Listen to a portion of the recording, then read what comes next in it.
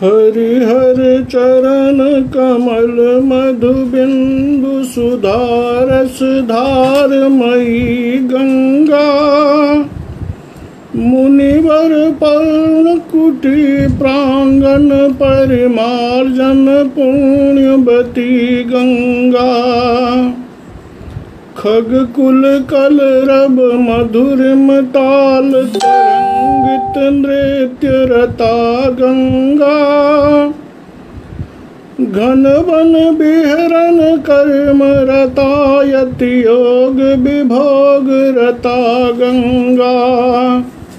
घन वन बिहरन कर्म रता यति योग विभोग रता गंगा।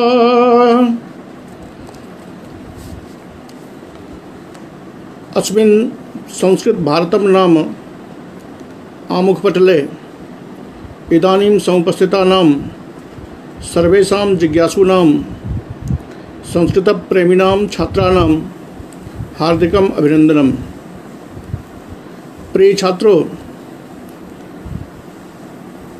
ध्वन्यालोक के इस पाठ में कल जो पाठ हुआ था वो था रस परिपोष विचार, अर्थात कवियों को अपने काव्यों में रस का परिपोष किस प्रकार करना चाहिए, वो सारे उपाय आचार्य आनंदवर्धन ने अपने हिसाब से बताए थे।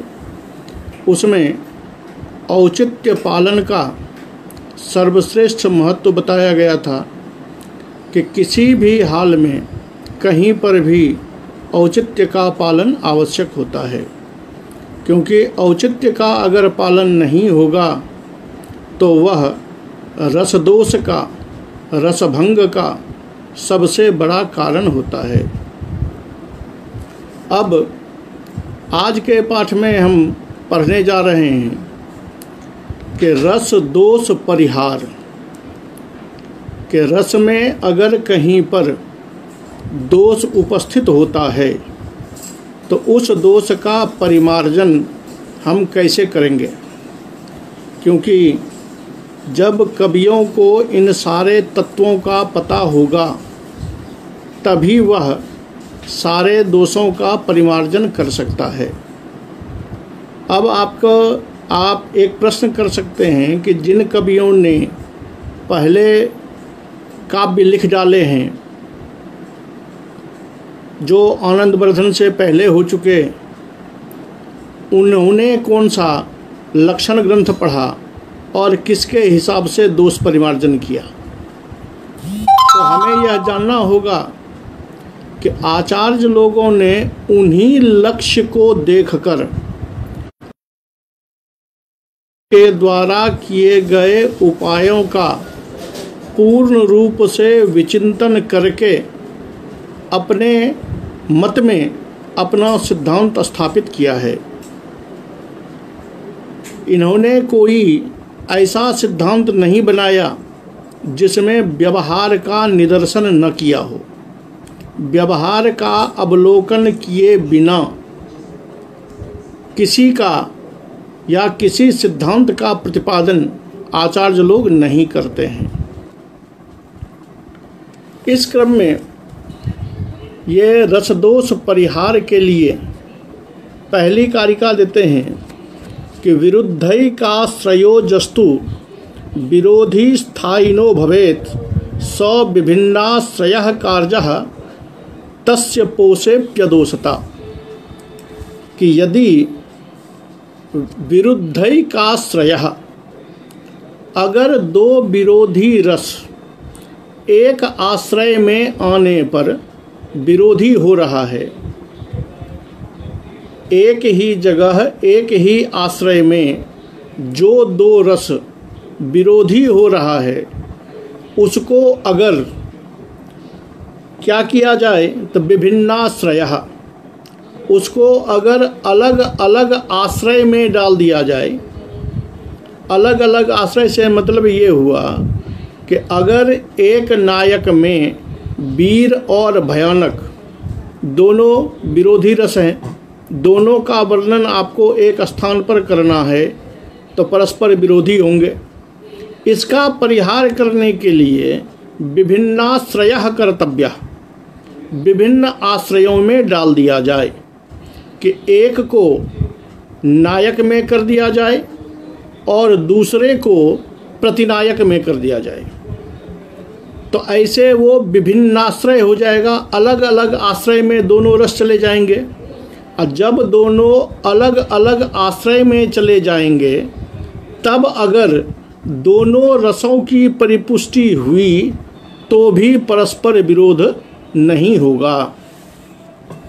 इसलिए ये कारिका स्पष्ट है कि विरुद्धैकाश्रयो यस्तु विरोधी स्थायिनो भवेत् स विभिन्नाश्रयः कार्यः, स अर्थात सस्थायी, स रसः, उस रस को विभिन्नाश्रयः कार्यः, अलग अलग आश्रय में कर देने से तस्य पोषेपि विरोधिनः रसस्य पोषेपि, अगर इस प्रकार आप विभिन्नाश्रय में डालकर विरोधी रसों का भी परिपोष करते हैं तो तत्रापि अदोषता, तो वहाँ भी दोष नहीं होता है।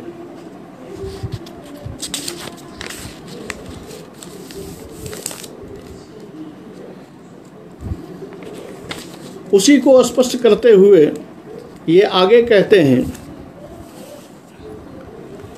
कि एकाधिकरण्य विरोधिनः प्रबंधस्थेन स्थायिना रसेनांग भावगमने निर्विरोधित्वं यथा यथा तद्दर्शितम् द्वितीयश तु तत्प्रतिपादयितुं मुच्यते। दूसरा उपाय, एक उपाय तो आपको बता दिया कि अगर उसको अलग अलग आश्रय में कर दिया जाए तो कोई दोष नहीं रह जाता है। दूसरा उपाय बताते हैं कि एकाश्रयत्वे निर्दोषो नैरंतर्जे विरोधवान रसांतर व्यवधिना रसो व्यंग्यः सुमेधसा। ये कहते हैं कि एकाश्रयत्वे, एक आश्रय में, एक आलंबन में अगर दो रस परस्पर विरोधी उपस्थित हो रहा है, उस दोनों की निरंतरता अगर एक ही आश्रय में है तो वह विरोधी बन रहा है, तो उसके लिए उसमें निरंतरता जो है वो निरंतरता वहाँ बाधित है, निरंतरता वहाँ रस में दोष करता है। तो निरंतरता को रोकने के लिए कि अगर आपको एक ही आलंबन में दो भाव आ रहे हैं, दो स्थायी भाव आ रहे हैं और दोनों परस्पर विरोधी है और लगातार उसकी स्थिति जो है वो विरुद्ध भाव को प्रवाहित करता है, विरुद्ध भाव दिखाता है, तो उसका परिमार्जन कैसे होगा? यानी जब आप उस दोनों विरोधी को भिन्न आश्रय में नहीं डाल सकते, जहां आप विभिन्न आश्रय में डाल सकते हैं वहां तो पहला नियम काम कर जाएगा, और जहां आप उसको अलग अलग आश्रय में नहीं डाल सकते वहां पर क्या होगा?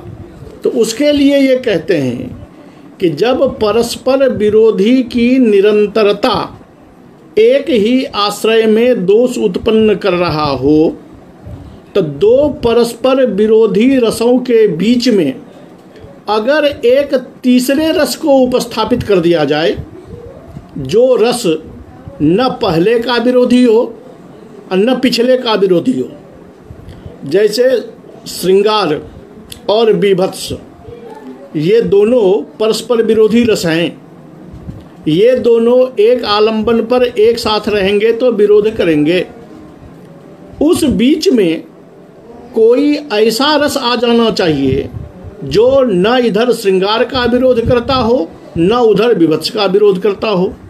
तो बीच में अगर ऐसा खड़ा हो जाता है तो इससे दोनों रसों की जो विरोधिता है, जो विरुद्ध भाव है, वो विरुद्ध भाव समाप्त हो जाता है। रसांतर व्यवधिना अंतरेण रसेन, किसी तीसरे रस को उस बीच में डालकर अगर कर दिया जाए तो रस विरोध का परिहार हो जाएगा। तेन रसो व्यंग्यः सुमेधसा, सुमेधसा सुंदर बुद्धि वाले जो महाकवि लोग हैं, सुंदर प्रज्ञा वाले जो हैं, वो क्या करें तो इन दोनों के बीच में तीसरे रस को डाल दें, जिससे कि ऐसा काम चल जाएगा। जिसका नागानंद में ये उदाहरण के तौर पर नागानंद को दिखाते हैं कि नागानंद में शांत और श्रृंगार, यद्यपि शांत और श्रृंगार दोनों परस्पर विरोधी है, लेकिन वहाँ पर शांत और श्रृंगार जो उसका नायक है उसमें दिखाया गया है।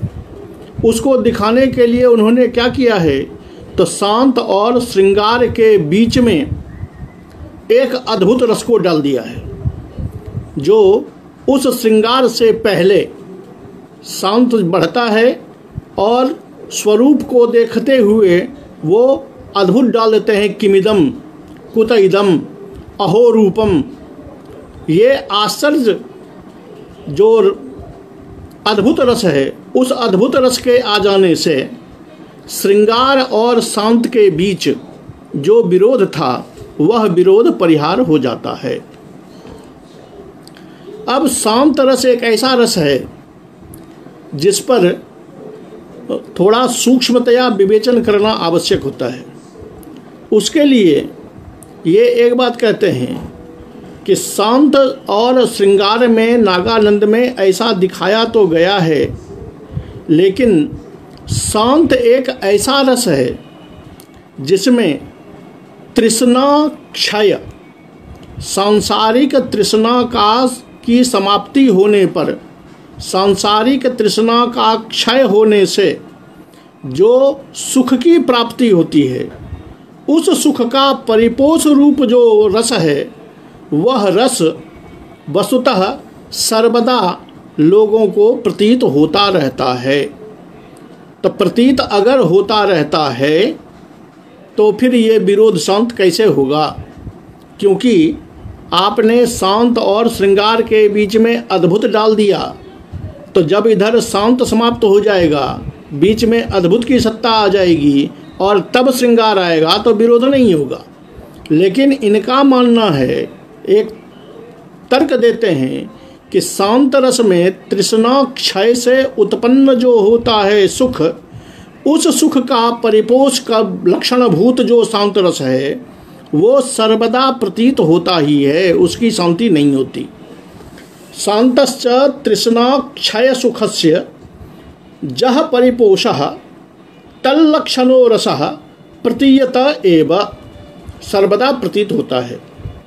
कहा भी गया है कि जच्च काम सुखम लोके जच्च दिव्यम महत् सुखम तृष्णा क्षय सुखस्येते नारहतः षोडशीम कलाम, कि सांसारिक काम की, सांसारिक इच्छा से प्राप्त जो सुख है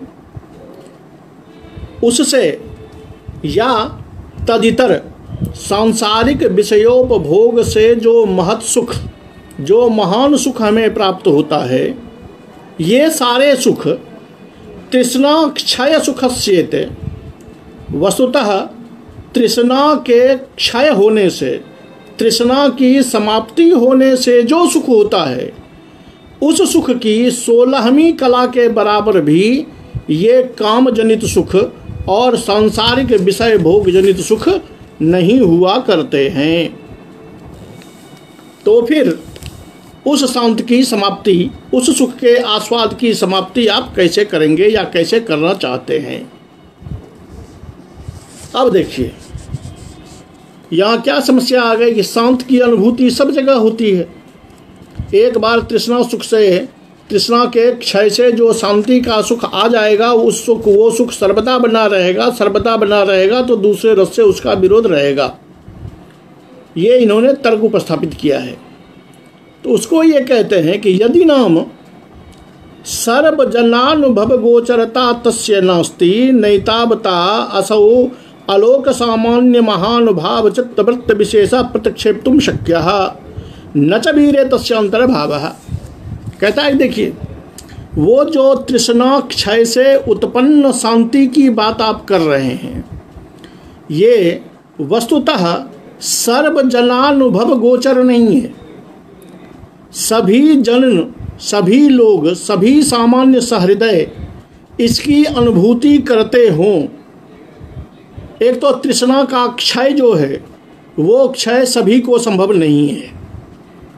अगर थोड़ी देर के लिए है भी तो वो सार्वजनीन अनुभव नहीं है कि वो सुख सर्वदा टिका रहता है।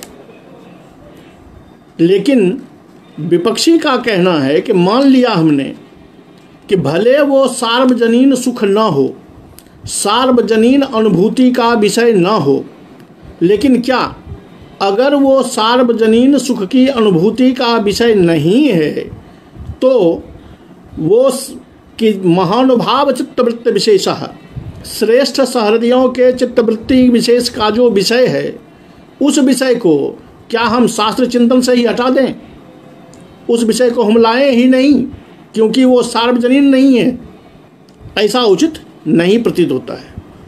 दूसरी बात कि आप कहेंगे कि वो शांत भी एक प्रकार का वीर ही है, वीर में ही उसका अंतर्भाव कर देंगे, जैसे दयावीर, युद्धवीर, कृपावीर, दानवीर इत्यादि होता है, उसी तरह से शांत वीर करें तो कहते हैं नहीं, न वीरे तस्यांतर्भावः, उसका अंतर्भाव वीर में नहीं हो सकता। क्यों? तस्याभिमानमयत्वेन व्यवस्थापनात्, क्योंकि वीर जो है, वीर का स्थायी भाव है उत्साह, और वो वीर कहीं न कहीं अभिमान में व्यवस्थापित होता है, कहीं न कहीं उसमें अभिमान की झलक दिखाई देती है। जबकि शांत में तो तृष्णा के क्षय की बात है, तो वहाँ अभिमान का कोई प्रश्न ही नहीं उठता है। अस्य च अहंकार प्रशमयिक रूपतया स्थितेः, अस्य अर्थात शांतस्य, शांत जो है वो अहंकार प्रशमयिक रूपतया, ये तो अहंकार की प्रशांति स्वरूप है। उत्साह में अहंकार का दर्शन होता है, अभिमान का दर्शन होता है।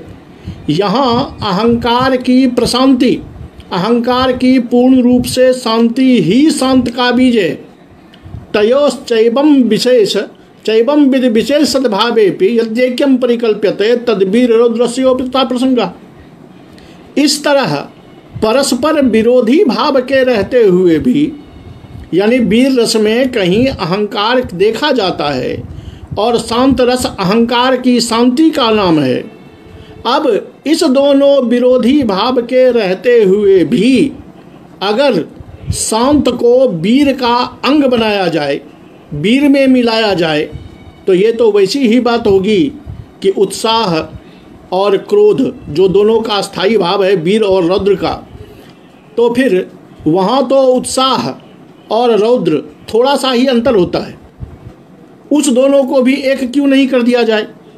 उस दोनों को अलग अलग रस मानने में क्या दिक्कत है? कोई परेशानी नहीं होगी। लेकिन ऐसा होता नहीं है, वो तो अलग अलग होते हैं, क्योंकि चमत्कार दोनों का अलग अलग है, इसलिए रस अलग अलग होते हैं। इसलिए शांत का अगर वीर में मिलाना चाहें आप तो ऐसा नहीं हो सकता। दया वीरानां च चित्तवृत्ति विशेषानां सर्वाकारम अहंकार रहितत्वेन शांतरस प्रभेदत्वम।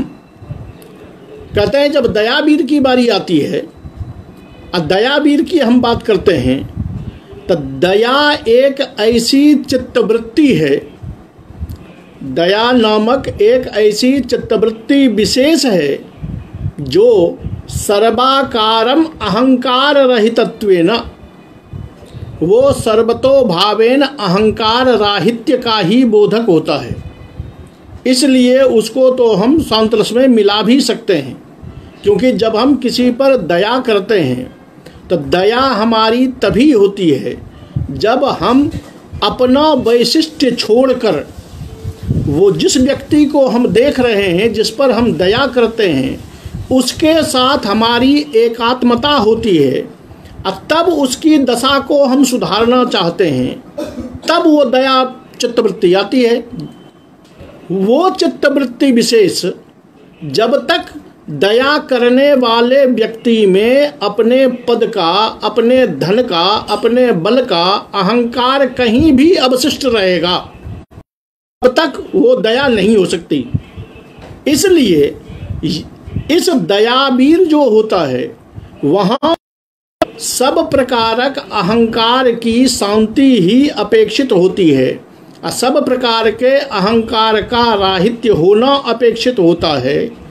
इसलिए उसको हम शांत रस में अंगीकृत कर सकते हैं।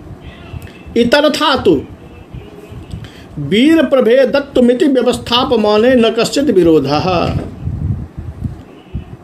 कहते हैं या तो शांत रस का प्रभेद उसको कर सकते हैं या वीर रस प्रभेदत्वम, या उसको आपने अलग से वीर रस का ही भेद बना लिया है तो इसमें कोई विरोध भी नहीं है।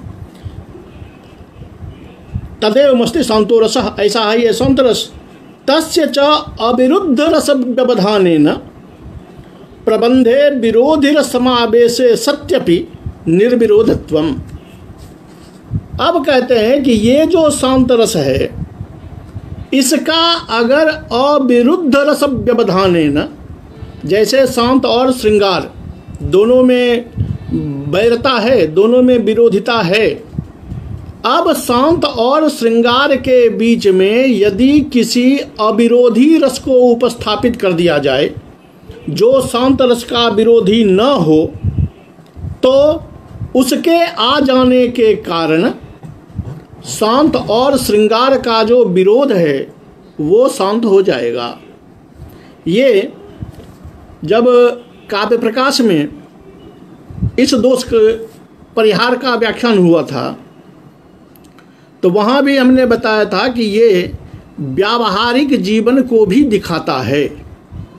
व्यावहारिक जीवन को ये दिखाता है कि दो परस्पर विरोधी अगर आमने सामने खड़े हों तो परस्पर इन दोनों में मित्रता तो नहीं होगी, क्योंकि ये विरोधी खड़े हैं, आपस में लड़ेंगे ही।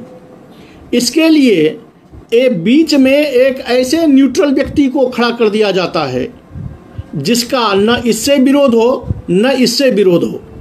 अब ये अगर बात करता है तो बीच वाले से, ये अगर टकराता है तो बीच वाले से, क्योंकि बीच वाले का परस्पर विरोध नहीं है। ऐसा कर देने पर इस दोनों का जो परस्पर विरोध है वो शांत हो जाता है।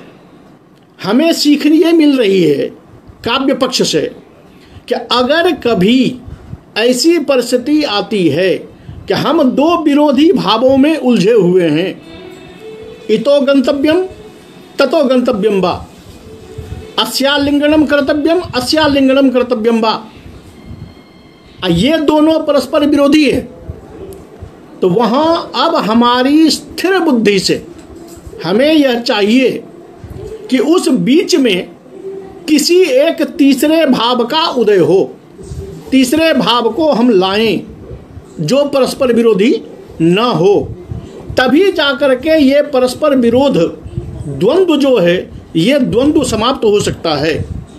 इसीलिए लोग कहते हैं कि कोई दुख आए तो ठहाका लगा के हंसो। हंसने से क्या होगा भाई? हंसने से वही होगा कि वो जिस पर आपको गुस्सा है, जब तक वो हंसी आ जाएगी तो हास्य आकर के उस क्रोध को थोड़ी देर के लिए शांत करेगा। इस तरह हमको बीच में तीसरा रस ला करके उस विरोध का परिहार करना चाहिए।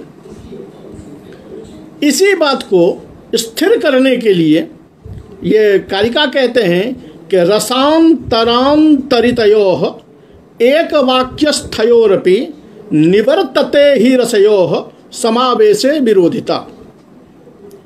कि रसांतरांतरितयोः अर्थात दो रस हैं विरोधी, उसके बीच में अगर एक रस को डाल दिया जाए, रसांतरित दूसरे रस को बीच में अगर डाल दिया जाए तो एक वाक्यस्थयोः अपि विरोधी रसयोः, तब अगर एक वाक्य में भी दो परस्पर विरोधी रस उपस्थापित हैं तो तीसरे रस के आ जाने के कारण उसका अपना परस्पर विरोध समाप्त हो जाता है।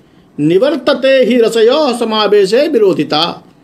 एवं प्रकारेण उभयोः विरोधी रसयोः समावेशेपि तयोः जा विरोधिता तस्याः विरोधितायाः प्रशमनं तृतीयेन अविरुद्धेन रसेन सामान्यतया कर्तुम शक्यते। ऐसा हो जाता है तो फिर वो विरोध स्वतः समाप्त हो जाता है। कहते हैं कि ऐसा कभी लोग अपने काव्यों में किया करते हैं, इसमें कोई भ्रांति भी नहीं है, कोई संदेह भी नहीं है। रसांतर व्यवहितयोः एक प्रबंधस्थयोः विरोधिना निवर्तत इत्यत्र न काचित् भ्रांति जस्मादेक वाक्यस्थयोरपि रसयोः उक्तयोः नित्या विरुद्धता निवर्तते यथा। ये कैसे, इसका उदाहरण देने के लिए ये उदाहरण देते हैं। ये 2-3 श्लोकों में वर्णित है कि कोई वीर धरती पर रणक्षेत्र में अपने प्राणों की आहुति देकर जब स्वर्गलोक जाता है तो स्वर्ग में स्वर्ग की वनिताओं के बीच में पुष्पमाला से अलंकृत होकर वह परमानंद का भोग करता है, और वहाँ से वह नीचे में अपने उस शरीर को देख रहा है जिस शरीर पर कौवे और सियार झपट रहे हैं। इस श्लोक को देखिए कि भूरेनु दिग्धान, ये शरीर का विशेषण है कि भूरेनु दिग्धान नभ पारिजात माला रजो बासित बाहु मध्याह गाढ़ं शिवाभिः परिरभ्यमानान् सुरांगना श्लिष्ट भुजान्तरालाः संशोणितैः क्रव्य भुजां स्फुरद्भिः पक्षैः खगानाम् उपबीज्यमानान् संबीजिताश्चंदन बारिशेकैः सुगंधिभिः कल्पलतादुकूलैः विमान पर्यंक तले निषण्णाः कुतूहलाविष्टतया तदानीं निर्दिश्यमानान् ललनांगुलिभिर्वीरा स्वदेहान् पतितान् अपश्यन्। अब इस तीनों का अगर हम अर्थ देखें तो क्या कहता है कि नई पारिजात की मालाओं से सुशोभित है जो स्वर्ग की वनिताएं, उनके बाहु के बीच में स्थित जो ये वीर यहाँ से ऊपर गए हैं वो सुरांगना श्लिष्ट भुज, ऐसी सुरांगनाओं की भुजाओं से आश्लिष्ट है जिनका शरीर, ऐसे वो वीर लोग विमान के पर्यंक पर बैठे हुए कौतूहल से आविष्ट होकर उन्हीं वनिताओं द्वारा उंगली के निर्देश से दिखाए जाते हुए अपने उस शरीर को देख रहे हैं जो शरीर भूरेनु दिग्धान, जो धरती की धूली में लिपटी पड़ी है, गीदड़ के द्वारा वह नोचा जा रहा है, उसका शोणित और मांसभक्षी जो पक्षी लोग हैं वो उसको नोच रहे हैं, अपने पंखों से उसको हवा कर रहे हैं। ऐसे शरीर को वह देख रहा है। अब देखिए कि श्लोक में एक तरफ वो शरीर है जो विभत्स का आलंबन है, एक तरफ में वो वीर स्वर्ग की वनिताओं की गोद में बैठा हुआ है, चंदन के रसों से सिक्त फूलमाला से अलंकृत बिछावन पर आराम से अपना आनंद भोग रहा है। तो उधर स्वर वनिताओं की बाहों में आनंद पूर्वक जीता हुआ बैठा हुआ वह श्रृंगार का आलंबन है, इधर उसका शरीर जो है वो विभत्स का आलंबन है। ये विभत्स और श्रृंगार परस्पर विरोधी हैं।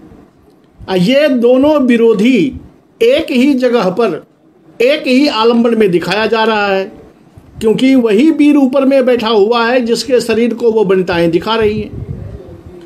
इस विरोध का परिहार करने के लिए एक शब्द का प्रयोग किया है कवि ने कि निर्दिश्यमानान ललनांगुलिभिः वीराः स्वदेहान् पतितान् अपश्यन्। उन वीरों ने उसको देखा, वीरों ने देखा। ये वीर शब्द का जो प्रयोग हुआ है, ये वीर अब अपनी वीरता की व्याख्यान करता है। तो हमें ये अर्थ प्राप्त होता है कि जिस वीर ने अपने स्वदेश की रक्षा में या अपनी मातृभूमि की रक्षा में या अपने जहान की भी अपने परिवार की रक्षा में अपना प्राण गंवा दिया है, अपना बलिदान दिया है, उसी का ये परिणाम है उसी पुण्य का यह परिणाम है कि वह स्वर्ग की वनिताओं की गोद में जाकर के बैठा हुआ है। तो ये वीर रस की जो अनुभूति है, ये वीर रस उस श्रृंगार और उस विभत्स कि श्रृंगार है कि उनकी गोद में बैठे बैठे हुए वो वीर इस विभत्स को देख रहे हैं।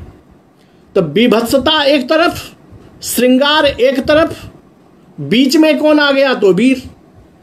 अब वीर जब आ गया तो वो वीर रस दोनों के बीच में खड़ा हो जाने के कारण जो विभत्स और श्रृंगार की परस्पर विरोधिता थी, उस विरोधिता को वह शांत कर देता है।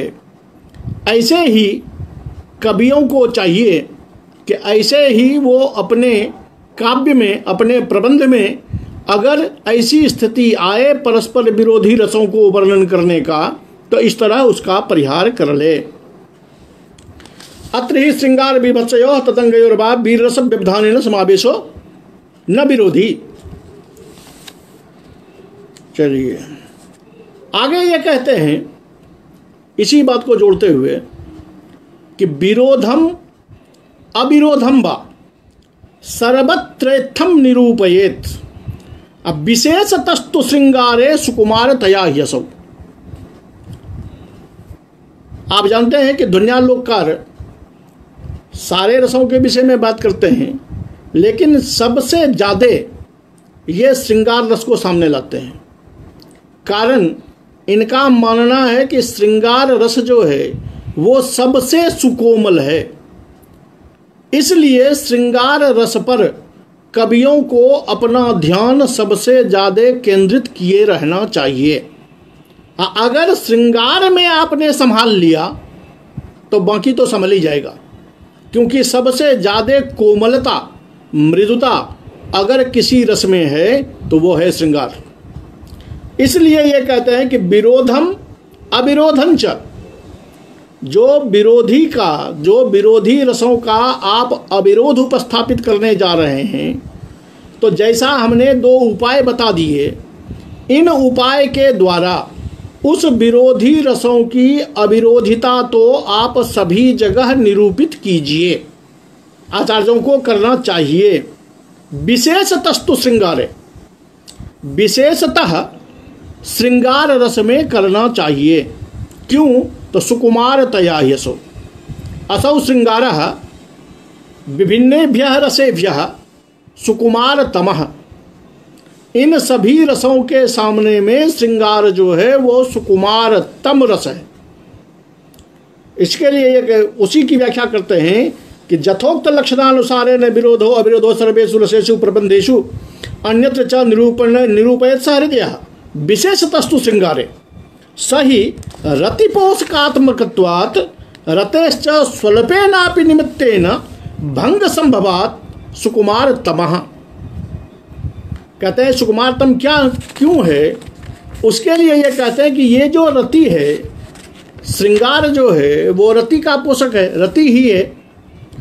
और रति के पोषक जो तत्व होते हैं वो स्वल्पे नापि निमित्तेन, अगर अत्यंत स्वल्प न्यूनाति न्यून अगर उसमें दोष उपस्थापित हो जाता है, अति लघु दोष भी वहाँ उपस्थापित हो जाता है, तो वो रति का जो बंधन है तस्य भंग संभवात्, वो टूट जाता है। तात्पर्य ये कि स्नेह का बंधन जो है वो इतना कमजोर होता है, इतना मृदुल, इतना सुकोमल होता है कि वो जरा सा भी आघात नहीं सह सकता। अब उस सुकोमलता को आप याद कीजिए कि जब कालिदास ने अपने रघुवंश में कहा है कि पदम सहेत भ्रमरस्य पेलबम शिरीष पुष्पम न पुनः पतत्रिणः, शिरीष के फूल की कोमलता की जब व्याख्या की है कालिदास ने, तो कहा वो भंवरे के पदाघात को तो सह सकता है, लेकिन पक्षियों के पदाघात को सहन नहीं कर सकता। तो समाप्त हो जाती है, भंगता आ जाती है। इसलिए सुकुमारतमः सर्वेभ्यो रसेभ्यः, मनागपि विरोधी समावेशम न। यह रस, यह श्रृंगार, यह रति अत्यंत छोटा सा, अत्यंत अल्प मात्रा में भी विरोध को सहन नहीं करता है। इसलिए कवियों को चाहिए कि अनवधानातिशयवान रसे तत्रैव सत्कविः भवेत् तस्मिन् प्रमादो ही झटित्येवोपलक्ष्यते। अनवधानातिशयवान, श्रृंगार रस में कवि को केवल अवधान से काम नहीं चलने वाला है। ये कहते हैं अवधानातिशयवान, यानी सावधानता तो आप, लेकिन यहाँ तो सावधानता का अतिशय, अत्यधिक सावधान रहना पड़ता है।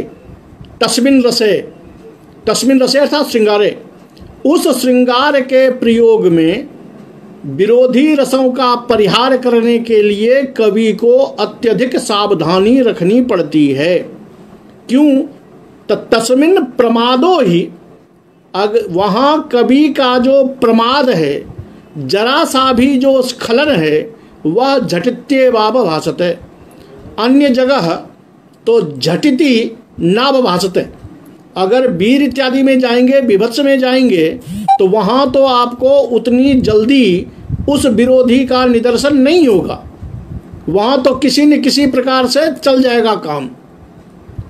आपकी कवि की शक्ति पर कुठाराघात कम होगा। लेकिन यहाँ ये इतना सुकोमल है कि यहाँ कवेह प्रमादः, यहाँ जो कवि का प्रमाद है वो झटित्येवाव भासते, वो तुरंत अवभाषित हो जाता है। इसलिए कवियों को कभी भी ऐसा काम नहीं करना चाहिए। तत्रैव च रसे सर्वेभ्योऽपि रसेभ्यः सौकुमार्जातिशय योगिनी कवि अवधानवान प्रयत्नवान स्यात् तत्र ही प्रमाद्यतः तस्य सहृदय मध्ये क्षिप्रमेव अवज्ञान विषयता भवति। कि वहाँ अगर जरा सी भी गलती कभी की हुई तो सहृदयों के बीच में यह बात प्रख्यापित हो जाती है कि कवि जो है वो अज्ञान विषयता, कवि काव्य के तत्व को नहीं जानता है, या कवि का जो कवित्व है वही दोष परिपूर्ण है।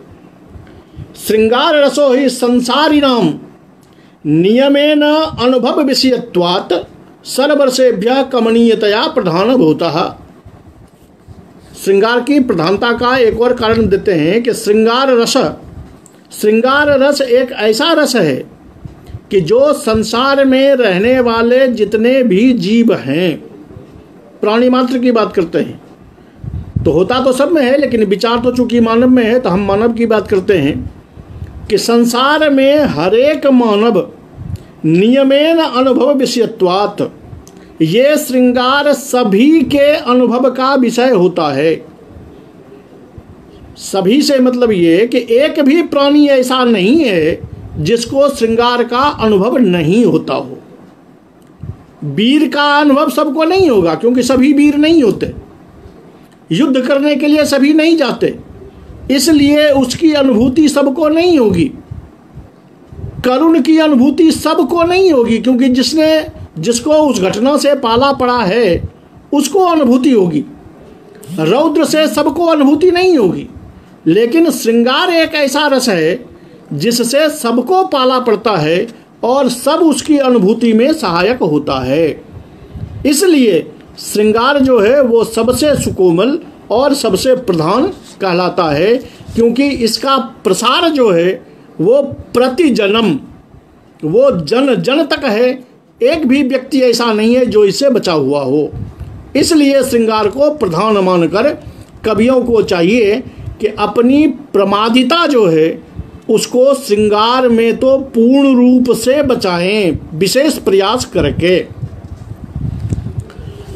हाँ, इसमें वो एक बात बताते हैं कि परस्पर ये श्रृंगार आप देख रहे हैं कि विरोधी हो जाता है, और इसमें जरा सा भी दोष जो है, जरा सा भी किसी विरोधी रस की उपस्थिति जो है वो यहाँ श्रृंगार रस को समाप्त कर देता है, या विरोधी रस हो जाने के कारण कवि की प्रतिभा को समाप्त कर देता है, कवि की प्रतिभा को निंदनीय बना देता है।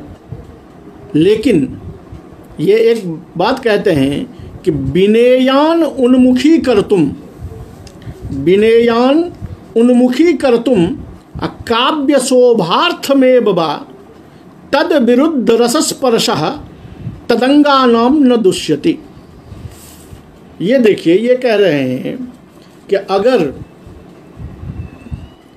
किसी को समझाया जा रहा हो, किसी बच्चे को कोई पाठ समझाया जा रहा हो, उसको उसके दिमाग में विषय को उपस्थापित करने के लिए अगर कोई गुरु मेहनत कर रहा है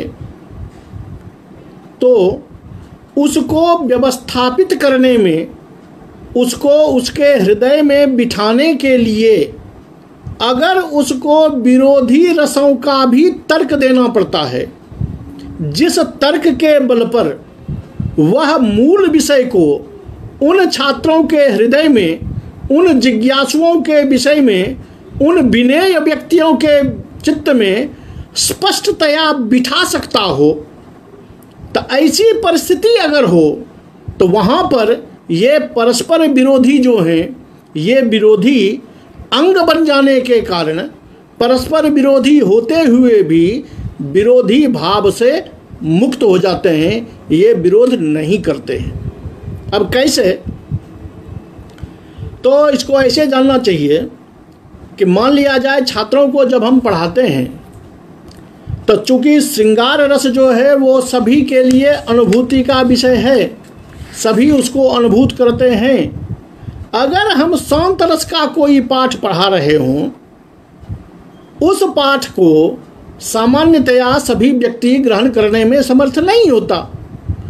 अब उसको समझाने के लिए अगर हम श्रृंगार रस का पुट देते हैं, तर्क देते हैं, दृष्टांत देते हैं, जिससे कि श्रृंगार रस की श्रृंगार रस तो वह हृदय से समझता है, उसको समझता है, तो उसी तरह श्रृंगार रस के द्वारा अगर शांत रस हम उसको समझाना चाहते हैं तो चूंकि उसको श्रृंगार रस समझा हुआ है, उसी के आधार पर वह शांत रस को समझ लेगा।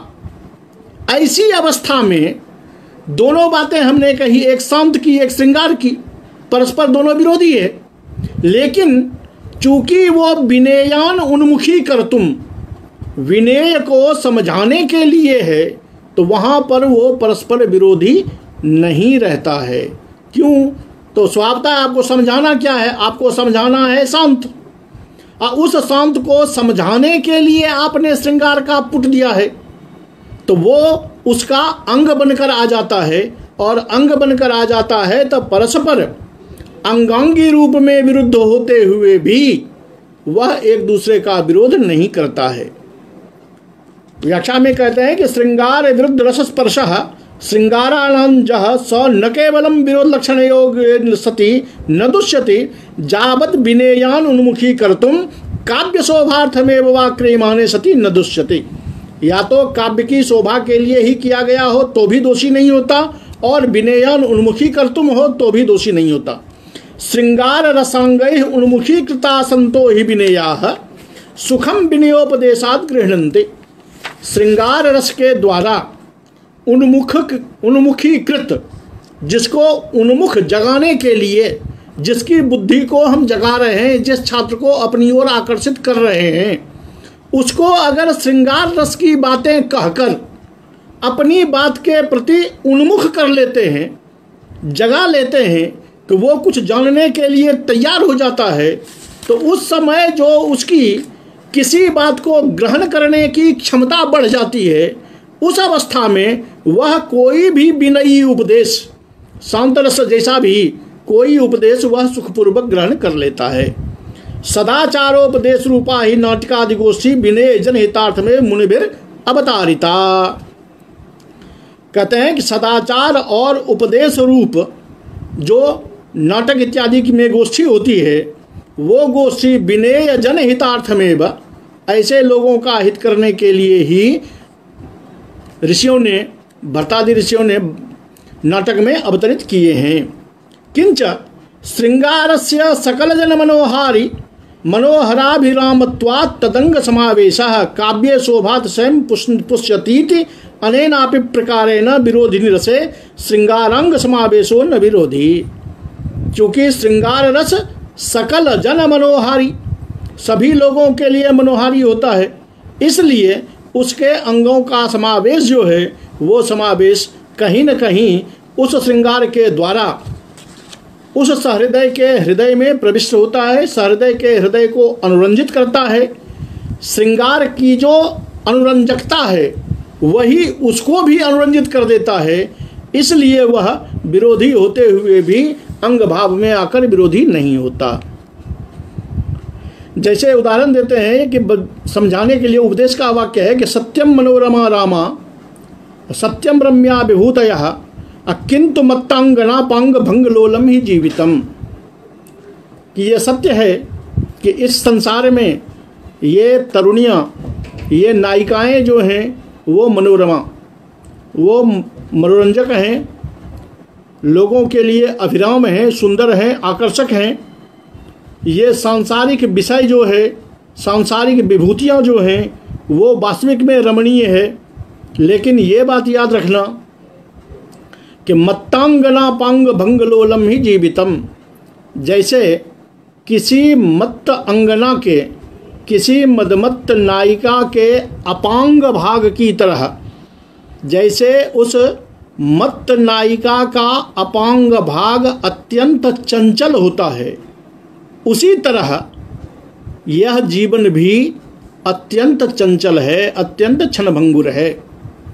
अब मत्तांगनापांग भंगिमा, ये बात जब हम समझाते हैं तो वो स्थिति को समझ लेता है कि वो कितना चंचल है।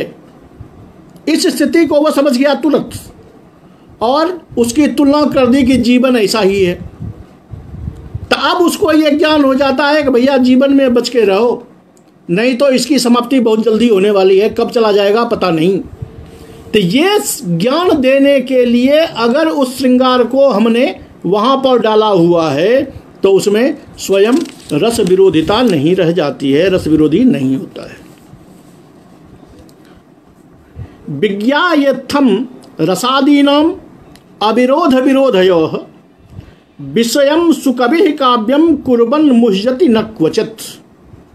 कहते हैं कवि लोग इति विज्ञाय यथा पूर्वोक्तम रसपोष विचारः और रसदोष परिहार विचारः, ये दोनों जो प्रस्तुत किए गए हैं, इन दोनों के विषय को पूर्ण रूप से जान कर रस का कैसे आपस में विरोध होता है और उस विरोधी रसों को कैसे अविरोध में बदला जाता है, कैसे उसका अविरोध किया जाता है, ये जानने के बाद ही जो सुकवि हैं, जो सुंदर कवि हैं, उनको चाहिए कि अपने प्रबंध में, अपने काव्य में अपने विषयों को वो उपस्थापित करें।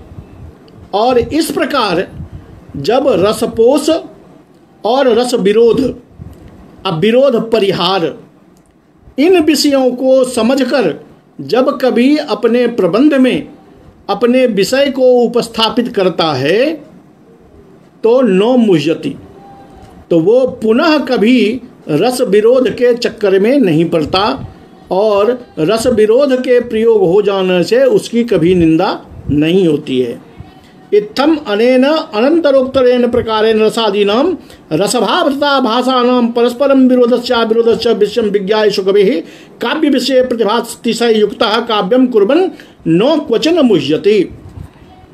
अब इन्होंने रस को तो दिखा दिया कि रस विरोध परिहार कैसे होगा, ये विचार अब कवि अपने हिसाब से कर ले कि रस में भी ऐसा ही करेंगे, रसाभास आएगा, भावाभास आएगा, भावोदय आएगा, इत्यादि सारे विषय जो हैं, उन सारे विषयों में भी वो देखें कि परस्पर ये रस विरोध की उपस्थिति ना आए, अगर आए तो उसका परिमार्जन करके हम चलें। अगर इन सारे विषयों का यथा तथ्येन औचित्य पूर्ण विवेचन करके कवि अगर अपने प्रबंध का निर्माण करता है, अपने प्रबंधों को सुसज्जित करता है, तो वो कभी अपने विषयों को लेकर निंदित नहीं होता, उसकी प्रतिभा अक्षुण्ण होती है और उनकी प्रतिष्ठा अक्षुण्ण होती है। इस तरह रस विरोध परिहार के उपाय आचार्य आनंदवर्धन ने यहाँ बताए। अब इसके बाद ये बताएंगे कि जिस रस का हम प्रयोग करते हैं उसमें जो हमारा विषय होता है, दो बातें हमने एक बार और कही थी कि देखिए, जब कवि काव्य लिखता है तो उसके लिए एक प्लॉट चिंतित करता है, वो एक विषय चिंतित करता है। वो अर्थभूत जो वो विषय है, वो विषय कवि के लिए पहले होता है और उसके अनुकूल शब्द को वह लगाता है। शब्द प्रयोग में इतनी दक्षता उसकी होती है कवि की कि शब्द ऐसा ही प्रयोग करते हैं ताकि वो चिंतित अर्थ को हूबहू सहृदयों के हृदय में पहुंचा दे। तो इस समय कवियों का जो वो अर्थ है, वो अर्थ भी औचित्यपूर्ण होना चाहिए। अगर वो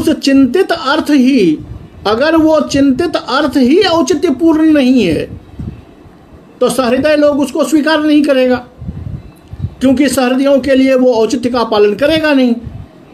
इसलिए वो विषय भूत जो हमारा वाच्य है, वो वाच्य, और उसके लिए जो हम शब्द प्रयोग करेंगे वो वाचक, इन दोनों को औचित्य पूर्वक इसका उपयोग किया जाना चाहिए।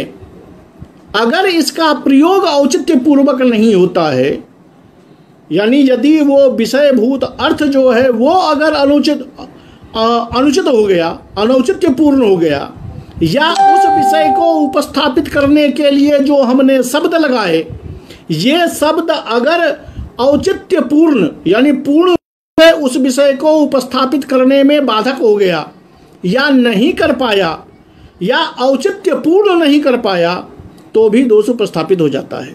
तो भी कवियों की प्रतिभा पर समस्या आ जाती है।